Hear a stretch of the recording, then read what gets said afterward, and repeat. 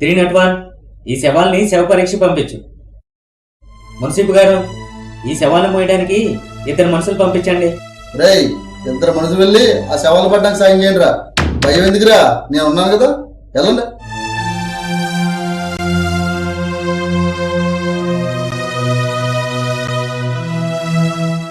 మున్సిపు గారు, స్టేట్మెంట్ ఇద్దరిగాని ఒకసారి పక్కొస్తారా?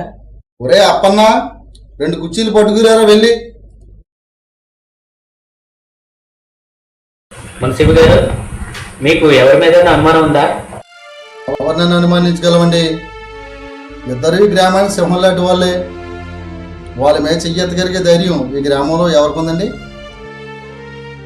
పోనీ కాస్తంత ఆశకి తెలుసుదంటే 2 పేనాలు పోయే. నిజమే అనుకోండి, ఇద్దరు ఈ ఊరుమ్మడి కమర్షాల దగ్గరికి ఎందుకు వచ్చినట్టు, ఇక్కడే ఎందుకు హత్య చేయబడ్డట్టు అని.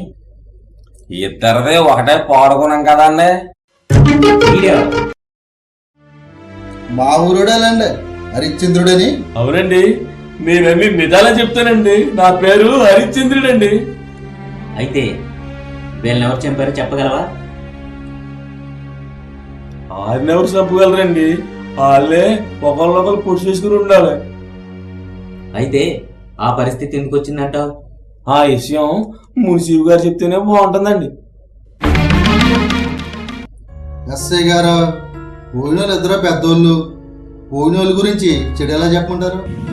మంచి చెడు అన్నది కాదు ఇక్కడ సమస్య. వారు ఎలా పోయారు, ఎందుకు పోయారో తెలియాలి కదా. ఎస్ఐ గారు, వాళ్ళిద్దరి సంగతే నాకన్నా బాగా మన హరిశ్చంద్రుడికి తెలుసు. ఎందుకంటే వాళ్ళని అంటి పెట్టుకుని తిరిగేది వాడే. చెప్పరా హరిశ్చంద్రుడు? నేను నిజమే చెప్తానండి. చెప్పరా, మరీ బొత్తిగా దిక్కు ముక్కు లేని కేసు అయిపోయింది. మున్సిపు గారు, కొద్దిగా కాపీ తెప్పిస్తారా? ఒరే అప్పన్న, అయ్యా, మన ఇంటికి వెళ్ళి ఒక మరచెంపుడి కాపీ పట్టురారా. అలాగేనండి.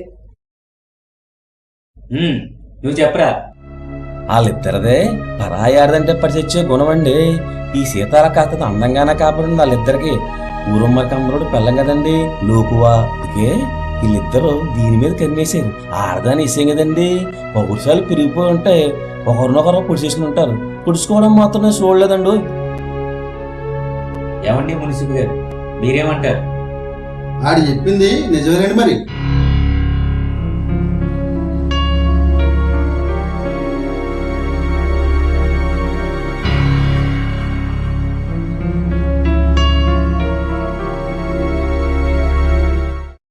ఈయనెవరు?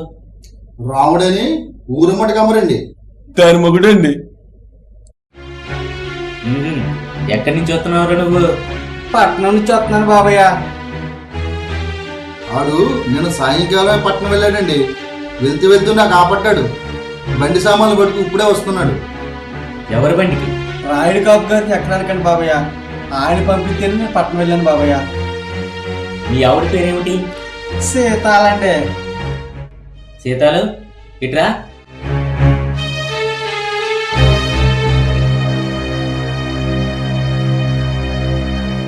రాత్రి నీకేమన్నా అరుపులు వినిపించా? 2 అరుపులు వినపడ్డాయండి. బాగుంది మున్సిపు గారు.